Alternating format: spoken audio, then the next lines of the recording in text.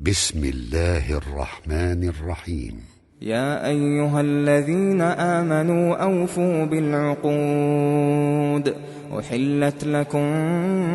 بهيمة الأنعام إلا ما يتلى عليكم غير محل الصيد وأنتم حرم. إن الله يحكم ما يريد. يا أيها الذين آمنوا لا تحلوا شعائر الله ولا الشهر الحرام ولا الهدي ولا القلائد ولا آمين البيت الحرام يبتغون فضلا من ربهم ورضوانا. وإذا حللتم فاصطادوا ولا يجرمنكم شنآن قوم أن صدوكم عن المسجد الحرام أن تعتدوا. وتعاونوا على البر والتقوى ولا تعاونوا على الإثم والعدوان. واتقوا الله إن الله شديد العقاب. حرمت عليكم الميتة والدم ولحم الخنزير وما أهل لغير الله به والمنخنقة والموقوذة والمتردية والنطيحة وما أكل السبع إلا ما ذكيتم وما ذبح على النصب وأن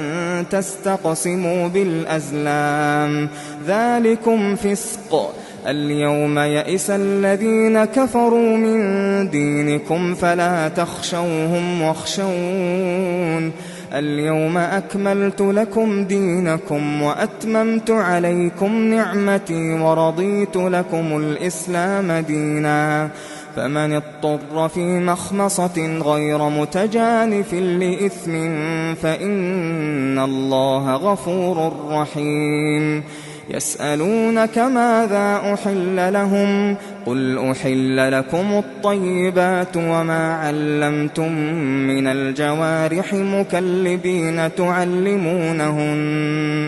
تعلمونهن مما علمكم الله فكلوا مما أمسكن عليكم واذكروا اسم الله عليه واتقوا الله إن الله سريع الحساب. اليوم أحل لكم الطيبات وطعام الذين أوتوا الكتاب حل لكم وطعامكم حل لهم. والمحصنات من المؤمنات والمحصنات من الذين أوتوا الكتاب من قبلكم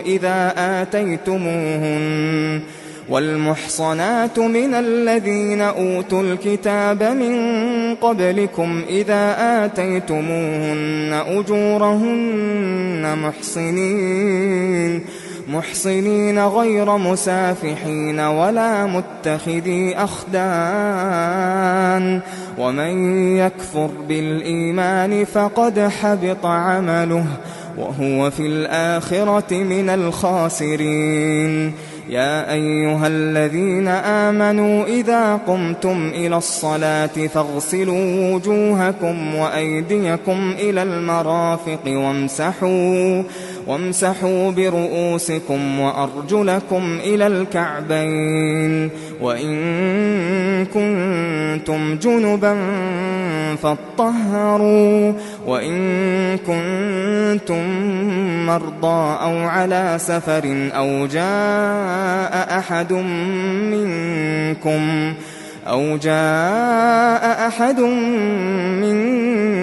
منكم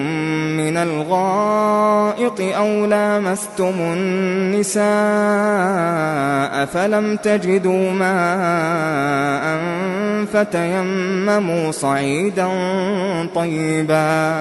فتيمموا صعيدا طيبا فامسحوا بوجوهكم وأيديكم منه ما يريد الله ليجعل عليكم من حرج ولكن يريد ليطهركم وليتم نعمته عليكم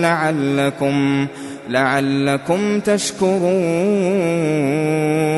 واذكروا نعمة الله عليكم وميثاقه الذي واثقكم به إذ قلتم سمعنا وأطعنا واتقوا الله إن الله عليم بذات الصدور. يا أيها الذين آمنوا كونوا قوامين لله شهداء بالقسط ولا يجرمنكم شنآن قوم على ألا تعدلوا اعدلوا هو أقرب للتقوى واتقوا الله إن الله خبير بما تعملون. وعد الله الذين آمنوا وعملوا الصالحات لهم مغفرة وأجر عظيم. والذين كفروا وكذبوا بآياتنا أولئك أصحاب الجحيم. يا أيها الذين آمنوا اذكروا نعمة الله عليكم إذ هم قوم أن يبسطوا إليكم أيديهم فكف أيديهم عنكم واتقوا الله وعلى الله فليتوكل المؤمنون. ولقد أخذ الله ميثاق بني إسرائيل وبعثنا منهم 12 نقيبا وقال الله إني معكم لئن أقمتم الصلاة وآتيتم الزكاة وآمنتم برسلي وعزرتموهم وأقرضتم الله قرضا حسنا لأكفرن عنكم سيئاتكم ولأدخلنكم جنات تجري من تحتها الأنهار فمن كفر بعد ذلك منكم فقد ضل سواء السبيل. فبما نقضهم ميثاقهم لعناهم وجعلنا قلوبهم قاسية يحرفون الكلم عن مواضعه ونسوا حظا مما ذكروا به ولا تزال تطلع على خائنة منهم إلا قليلا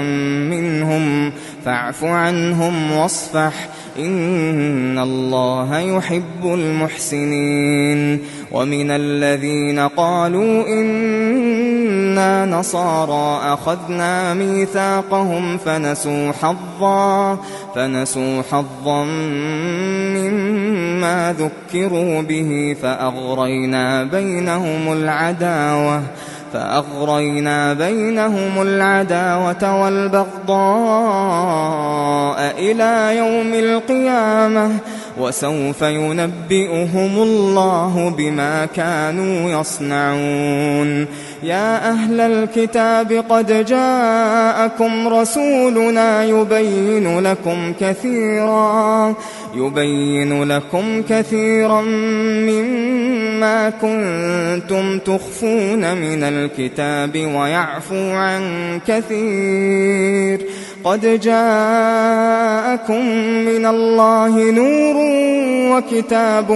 مبين يهدي به الله من اتبع رضوانه سبل السلام يهدي به الله من اتبع رضوانه سبل السلام ويخرجهم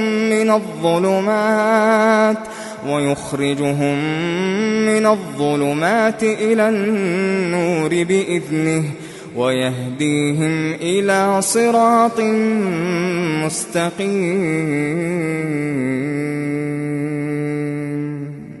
لقد كفر الذين قالوا إن الله هو المسيح ابن مريم قل فمن يملك من الله شيئا إن أراد أن يهلك المسيح ابن مريم وأمه ومن في الأرض جميعا ولله ملك السماوات والأرض وما بينهما يخلق ما يشاء والله على كل شيء قدير. وقالت اليهود والنصارى نحن أبناء الله وأحباؤه قل فلم يعذبكم بذنوبكم بل أنتم بشر ممن خلق يغفر لمن يشاء ويعذب من يشاء ولله ملك السماوات والأرض وما بينهما وإليه المصير. يا أهل الكتاب قد جاءكم رسولنا يبين لكم على فترة من الرسل أن تقولوا ما جاءنا من بشير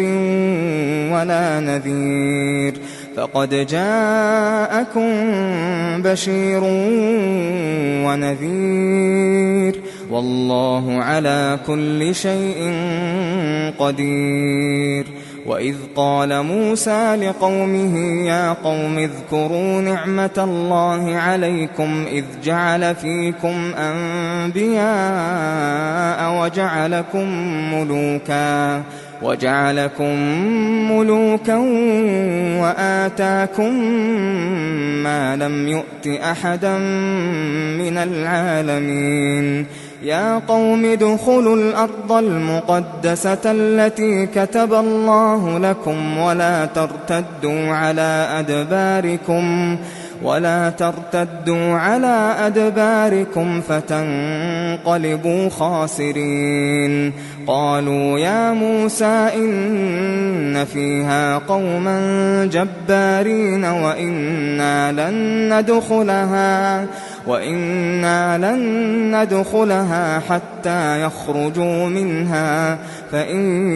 يخرجوا منها فإنا داخلون. قال رجلان من الذين يخافون أنعم الله عليهم ادخلوا عليهم الباب فإذا دخلتموه فإنكم غالبون وعلى الله فتوكلوا إن كنتم مؤمنين. قالوا يا موسى إنا لن ندخلها أبدا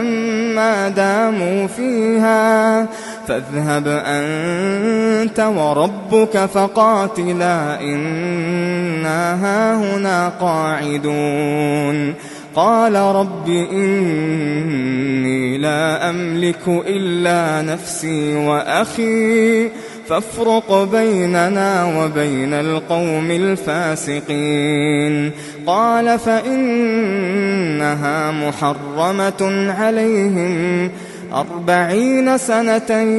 يتيهون في الأرض فلا تأس على القوم الفاسقين. واتل عليهم نبأ ابني آدم بالحق إذ قربا قربانا فتقبل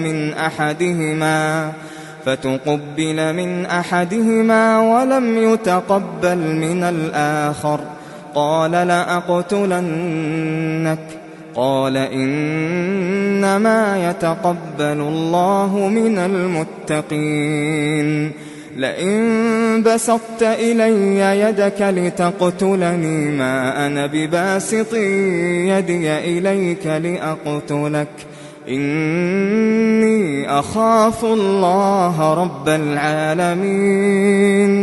إني أريد أن تبوء بإثمي وإثمك فتكون من أصحاب النار وذلك جزاء الظالمين فطوعت له نفسه قتل أخيه فقتله فأصبح من الخاسرين فبعث الله غرابا يبحث في الأرض ليريه كيف يواري سوءة أخيه قال يا ويلتى أعجزت أن أكون مثل هذا الغراب فأواري سوءة أخي فأصبح من النادمين من أجل ذلك كتبنا على بني إسرائيل أنه من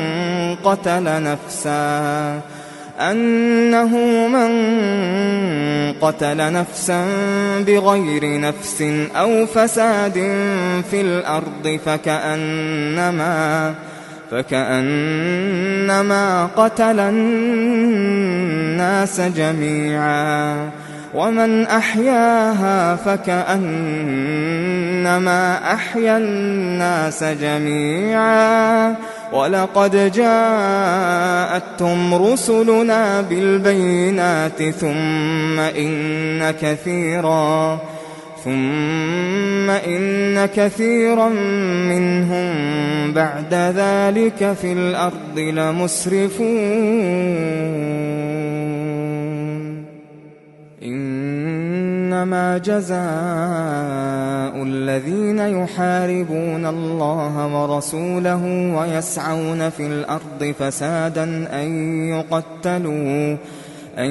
يقتلوا أو يصلبوا أو تقطع أيديهم وأرجلهم من خلاف أو ينفوا من الأرض ذلك لهم خزي في الدنيا ولهم في الآخرة عذاب عظيم إلا الذين تابوا من قبل أن تقدروا عليهم فاعلموا أن الله غفور رحيم يا أيها الذين آمنوا اتقوا الله وابتغوا إليه الوسيلة وجاهدوا في سبيله لعلكم تفلحون إن الذين كفروا لو أن لهم ما في الأرض جميعا ومثله معه ليفتدوا به من عذاب يوم القيامة ما تقبل منهم ولهم عذاب أليم يريدون أن يخرجوا من النار وما هم بخارجين منها ولهم عذاب مقيم والسارق والسارقة فاقطعوا أيديهما جزاء بما كسبا نكالا من الله والله عزيز حكيم فمن تاب من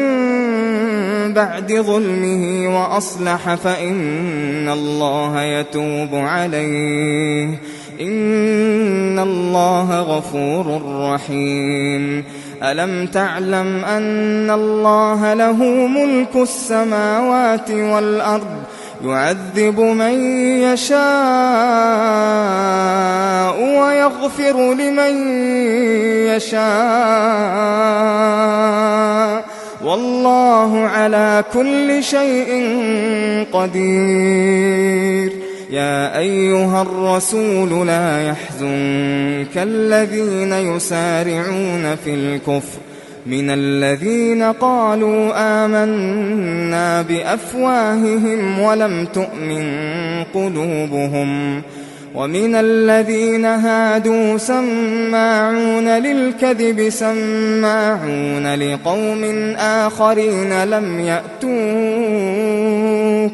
لم يأتوك يحرفون الكلم من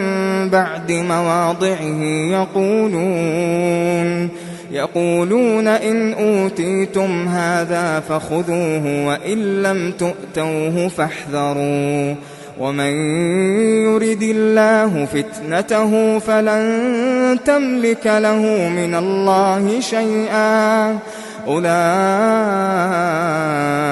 الذين لم يرد الله أن يطهر قلوبهم لهم في الدنيا خزي ولهم في الآخرة عذاب عظيم سماعون للكذب أكالون للسحت فإن جاءوك فاحكم بينهم أو أعرض عنهم وإن تعرض عنهم فلن يضروك شيئا وإن حكمت فاحكم بينهم بالقسط إن الله يحب المقسطين وكيف يحكمونك وعندهم التوراة فيها حكم الله ثم يتولون من بعد ذلك وما أولئك بالمؤمنين إنا أنزلنا التوراة فيها هدى ونور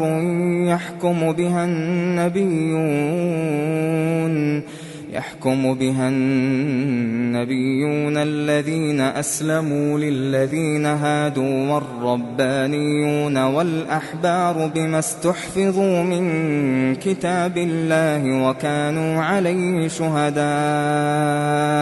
فلا تخشوا الناس واخشون ولا تشتروا بآياتي ثمنا قليلا ومن لم يحكم بما أنزل الله فأولئك هم الكافرون وكتبنا عليهم فيها أن النفس بالنفس والعين بالعين والأنف بالأنف والأذن بالأذن والسن بالسن والجروح قصاص فمن تصدق به فهو كفارة له ومن لم يحكم بما أنزل الله فأولئك هم الظالمون وقفينا على آثارهم بعيسى ابن مريم مصدقا لما بين يديه من التوراة وآتيناه الإنجيل فيه هدى ونور ومصدقا لما بين يديه من التوراة وهدى وموعظة للمتقين وليحكم أهل الإنجيل بما أنزل الله فيه ومن لم يحكم بما أنزل الله فأولئك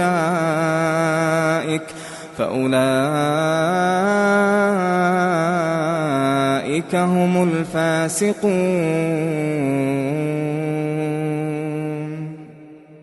وأنزلنا إليك الكتاب بالحق مصدقا لما بين يديه من الكتاب ومهيمنا عليه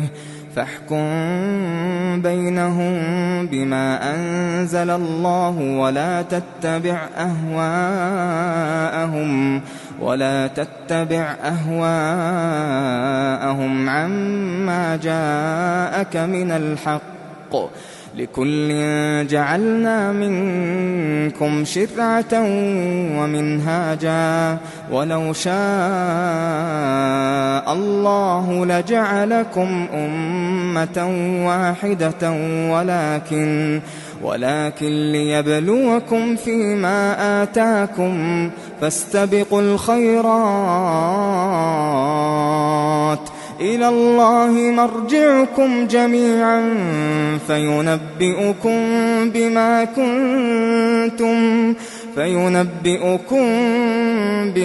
كنتم فيه تختلفون وأن احكم بينهم بما أنزل الله ولا تتبع أهواءهم واحذرهم أن يفتنوك عن بعض ما أنزل الله إليك فإن تولوا فاعلم أنما يريد الله أن يصيبهم ببعض ذنوبهم وإن كثيرا من الناس لفاسقون أفحكم الجاهلية يبغون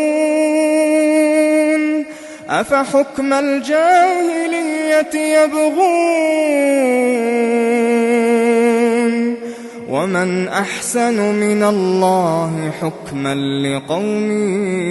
يوقنون يا أيها الذين آمنوا لا تتخذوا اليهود والنصارى أولياء بعضهم أولياء بعض ومن يتولهم منكم فإنه منهم إن الله لا يهدي القوم الظالمين فترى الذين في قلوبهم مرض يسارعون فيهم يقولون نخشى أن تصيبنا دائرة فعسى الله أن يأتي بالفتح أو أمر من عنده فيصبحوا على ما أسروا في أنفسهم نادمين ويقول الذين آمنوا أهؤلاء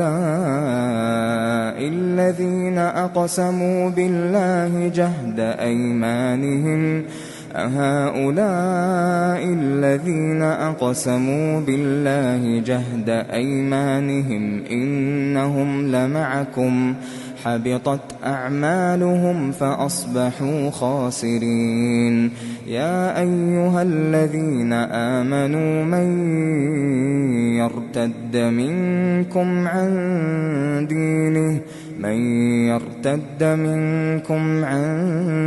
دينه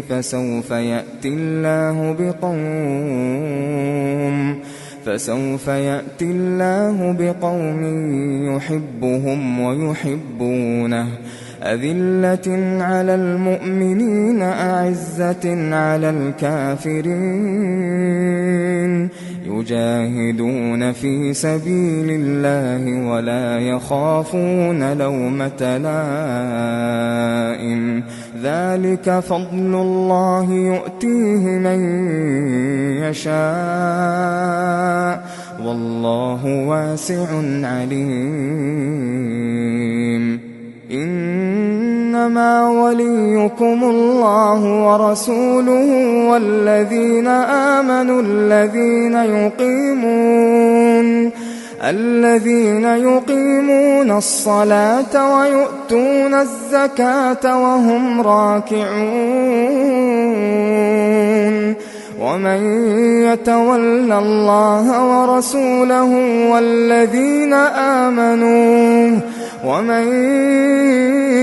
يتول الله ورسوله والذين آمنوا فإن حزب الله هم الغالبون يا أيها الذين آمنوا لا تتخذوا الذين اتخذوا دينكم هزوا ولعبا من الذين أوتوا الكتاب من قبلكم والكفار أولياء واتقوا الله إن كنتم مؤمنين. وإذا ناديتم إلى الصلاة اتخذوها هزوا ولعبا ذلك بأنهم قوم لا يعقلون. قل يا أهل الكتاب هل تنقمون منا إلا أن آمنا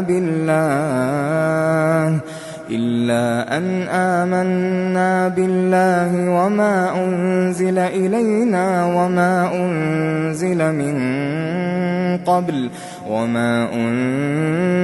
من قبل وأن أكثركم فاسقون. قل هل أنبئكم بشر من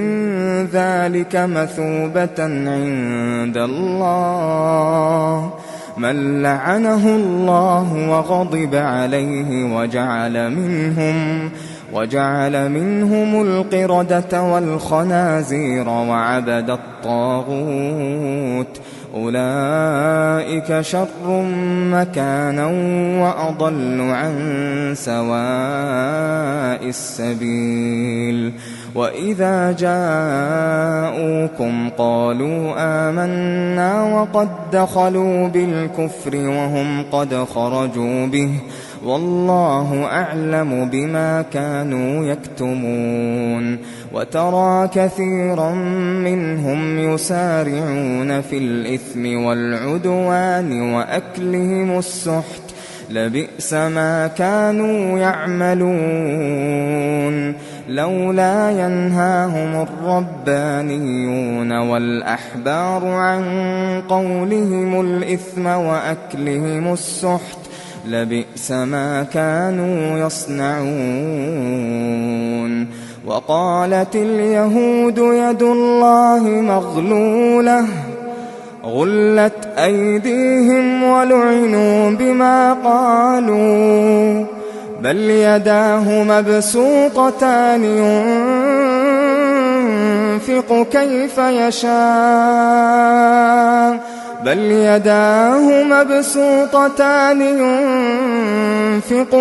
يشاء وليزيدن كثيرا منهم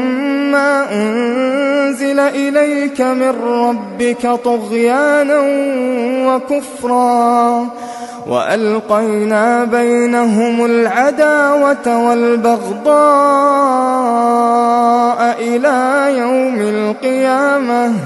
كلما أوقدوا نارا للحرب أطفأها الله ويسعون في الأرض فسادا والله لا يحب المفسدين. ولو أن أهل الكتاب آمنوا واتقوا لكفرنا عنهم سيئاتهم ولأدخلناهم جنات النعيم. ولو أنهم أقاموا التوراة والإنجيل وما أنزل إليهم من ربهم لأكلوا من فوقهم ومن تحت أرجلهم منهم أمة مقتصدة وكثير منهم ساء ما يعملون. يا أيها الرسول بلغ ما أنزل إليك من ربك وإن لم تفعل فما بلغت رسالته والله يعصمك من الناس إن الله لا يهدي القوم الكافرين قل يا أهل الكتاب لستم على شيء حتى تقيموا التوراة والإنجيل وما أنزل إليكم من ربكم وليزيدن كثيرا منهم ما أنزل إليك من ربك طغيانا وكفرا فلا تأس على القوم الكافرين إن الذين آمنوا والذين هادوا والصابئون والنصارى من آمن بالله واليوم الآخر وعمل صالحا فلا خوف عليهم ولا هم يحزنون لقد أخذنا ميثاق بني إسرائيل وأرسلنا إليهم رسلا كلما جاءهم رسول بما لا تهوى أنفسهم فريقا كذبوا وفريقا يقتلون وحسبوا ألا تكون فتنة فعموا وصموا ثم عموا وصموا كثير منهم والله بصير بما يعملون لقد كفر الذين قالوا إن الله هو المسيح ابن مريم وقال المسيح يا بني إسرائيل اعبدوا الله ربي وربكم إنه من يشرك بالله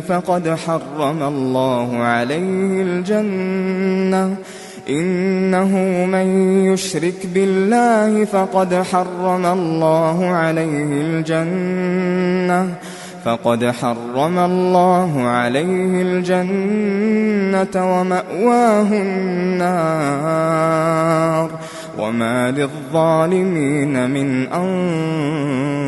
أنصار لقد كفر الذين قالوا إن الله ثالث ثلاثة وما من إله إلا إله واحد وإن لم ينتهوا عما يقولون ليمسن الذين كفروا منهم عذاب أليم أفلا يتوبون إلى الله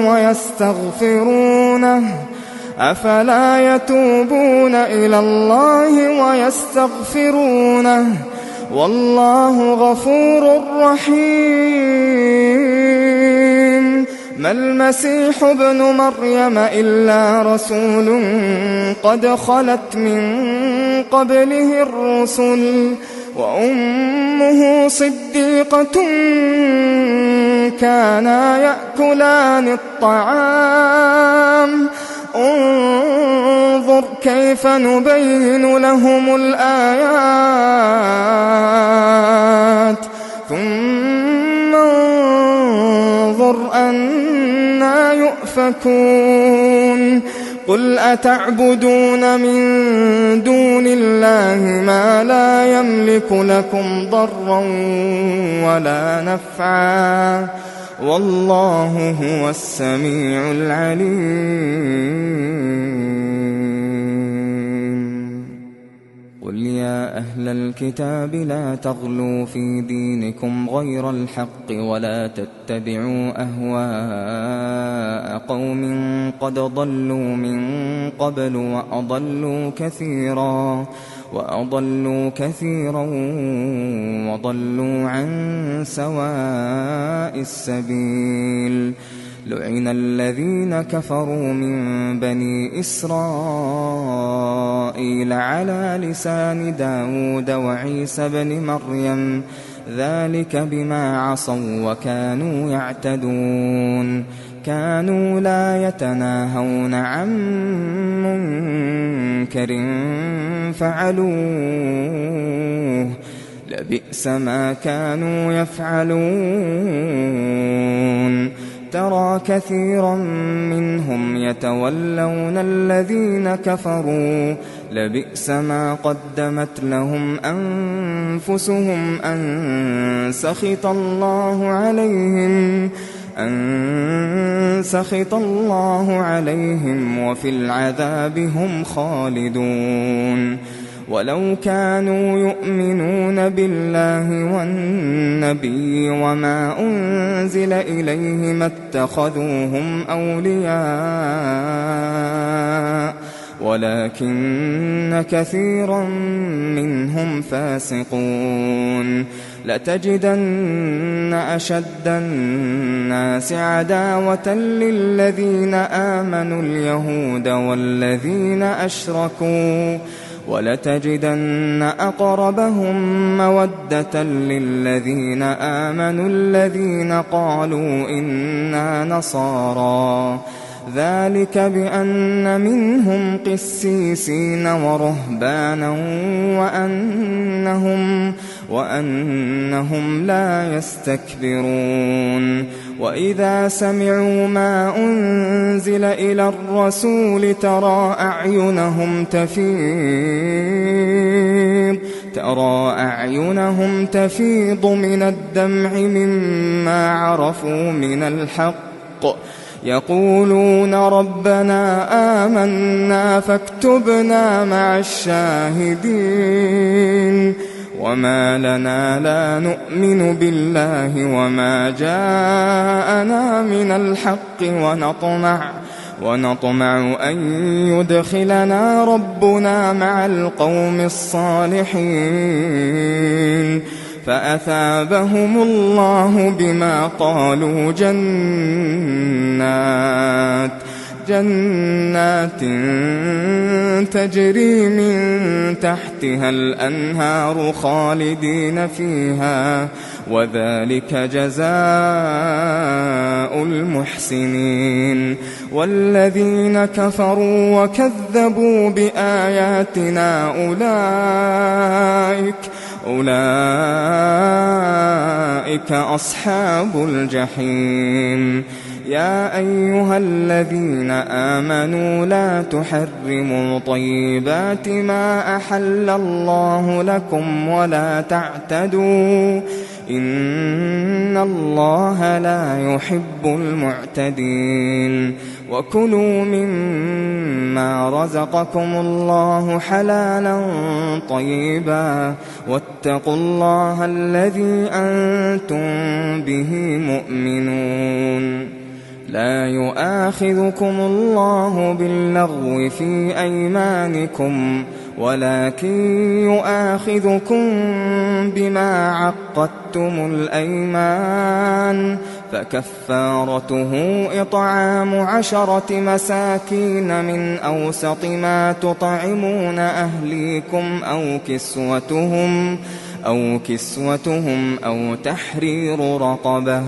فمن لم يجد فصيام 3 أيام ذلك كفارة أيمانكم إذا حلفتم واحفظوا أيمانكم كذلك يبين الله لكم آياته لعلكم تشكرون يا أيها الذين آمنوا إنما الخمر والميسر والأنصاب والأزلام رجس من عمل الشيطان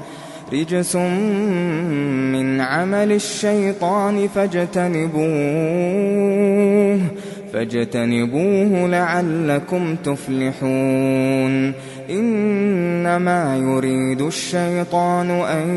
يوقع بينكم العداوة والبغضاء في الخمر والميسر ويصدكم عن ذكر الله وعن الصلاة فهل أنتم منتهون وأطيعوا الله وأطيعوا الرسول واحذروا فإن توليتم فاعلموا أنما على رسولنا البلاغ المبين ليس على الذين آمنوا وعملوا الصالحات جناح فيما طعموا إذا ما اتقوا وآمنوا وعملوا الصالحات ثم اتقوا وآمنوا ثم اتقوا وأحسنوا والله يحب المحسنين يا أيها الذين آمنوا ليبلونكم الله بشيء من الصيد تناله أيديكم ورماحكم ليعلم الله من يخافه بالغيب فمن اعتدى بعد ذلك فله عذاب أليم يا أيها الذين آمنوا لا تقتلوا الصيد وأنتم حرم ومن قتله منكم متعمدا فجزاء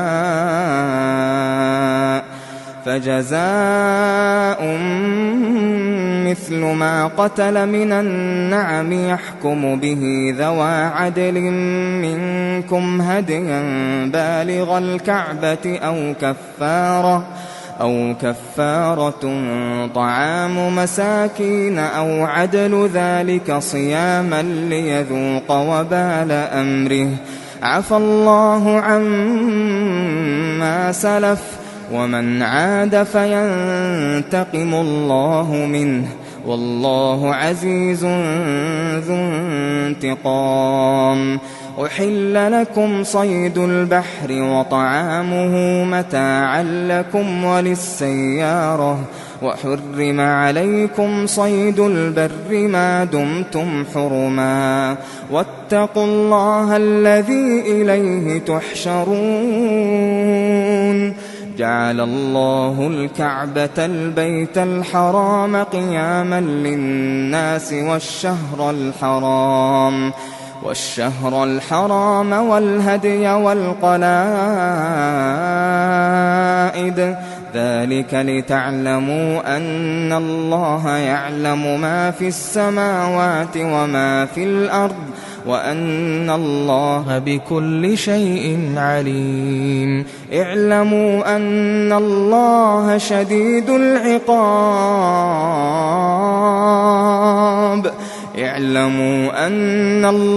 شديد العقاب وأن الله غفور رحيم ما على الرسول إلا البلاغ والله يعلم ما تبدون وما تكتمون قل لا يستوي الخبيث والطيب ولو أعجبك كثرة الخبيث فاتقوا الله يا أولي الألباب لعلكم تفلحون يا أيها الذين آمنوا لا تسألوا عن أشياء إن تبد لكم تسؤكم وإن تسألوا عنها حين ينزل القرآن تبد لكم عفى الله عنها والله غفور حليم قد سألها قوم من قبلكم ثم أصبحوا بها كافرين ما جعل الله من بحيرة ولا سائبة ولا وصيلة ولا حام ولكن الذين كفروا يفترون على الله الكذب وأكثرهم لا يعقلون وإذا قيل لهم تعالوا إلى ما أنزل الله وإلى الرسول قالوا حسبنا ما وجدنا عليه آباءنا أولو كان آباؤهم لا يعلمون شيئا ولا يهتدون يا أيها الذين آمنوا عليكم أنفسكم لا يضركم من ضل إذا اهتديتم إلى الله مرجعكم جميعا فينبئكم بما كنتم تعملون يا أيها الذين آمنوا شهادة بينكم إذا حضر أحدكم الموت حين الوصية اثنان ذوى عدل منكم أو آخران من غيركم إن أنتم ضربتم في الأرض فأصابتكم مصيبة الموت تحبسونهما من بعد الصلاة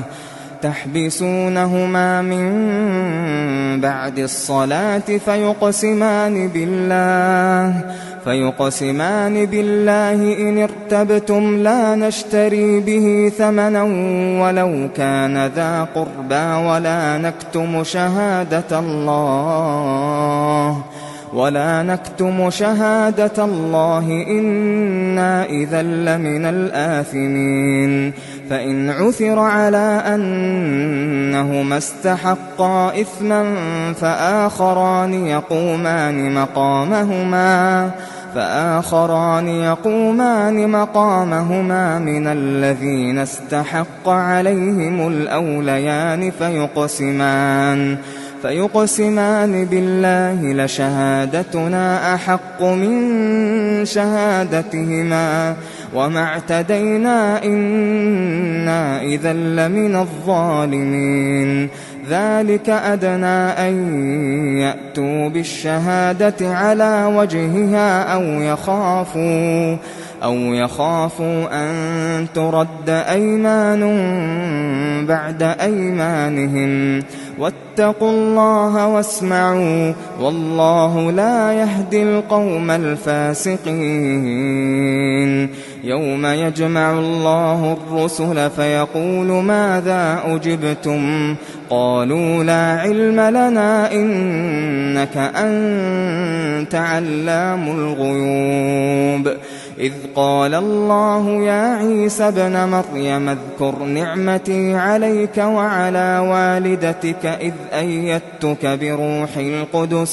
إذ أيدتك بروح القدس تكلم الناس في المهد وكهلا وإذ علمتك الكتاب والحكمة والتوراة والإنجيل وإذ تخلق من الطين كهيئة الطير بإذني فتنفخ فيها فتكون طيرا بإذني وتبرئ الأكمه والأبرص بإذني وإذ تخرج الموتى بإذني وإذ كففت بني إسرائيل عنك إذ جئتهم بالبينات فقال الذين كفروا منهم إن هذا إلا سحر مبين وإذ أوحيت إلى الحواريين أن آمنوا بي وبرسولي قالوا آمنا واشهد بأننا مسلمون إذ قال الحواريون يا عيسى ابن مريم هل يستطيع ربك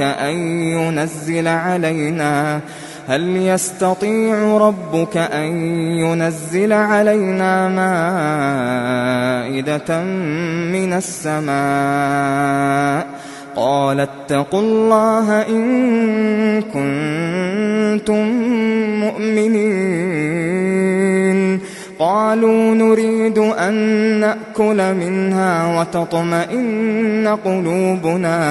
وتطمئن قلوبنا ونعلم أن قد صدقتنا ونكون عليها من الشاهدين قال عيسى ابن مريم اللهم ربنا أنزل علينا مائدة من السماء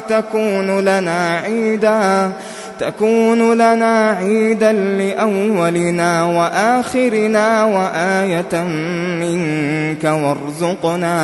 وارزقنا وأنت خير الرازقين. قال الله إني منزلها عليكم فمن يكفر بعد منكم فإني أعذبه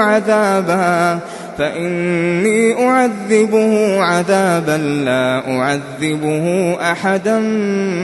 من العالمين. وإذ قال الله يا عيسى ابن مريم أأنت قلت للناس اتخذوني وأمي إلهين من دون الله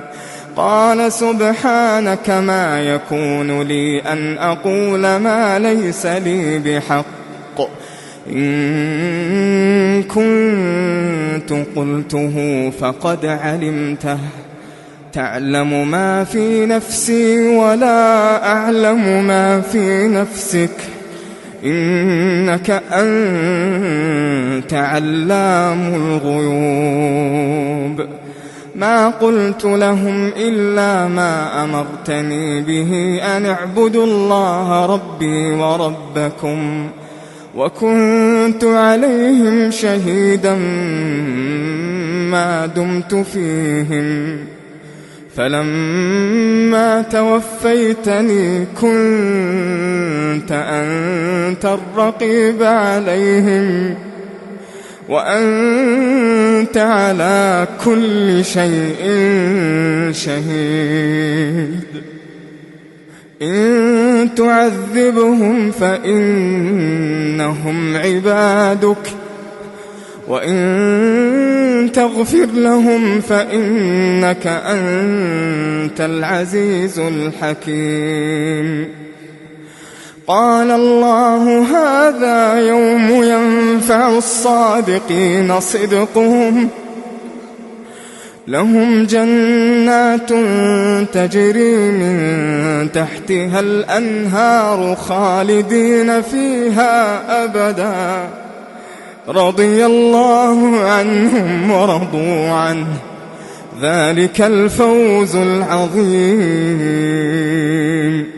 لله ملك السماوات والأرض وما فيهن وهو على كل شيء قدير.